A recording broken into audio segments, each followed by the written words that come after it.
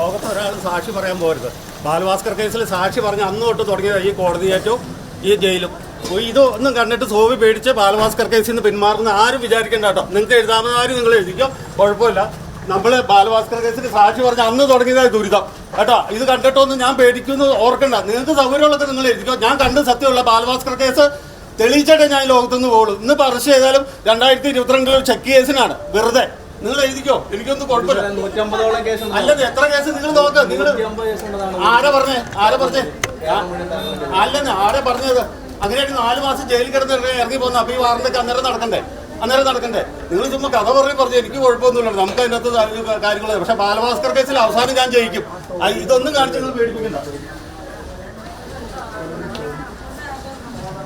Okay, വരുമ്പോ കാണാം കേട്ടോ.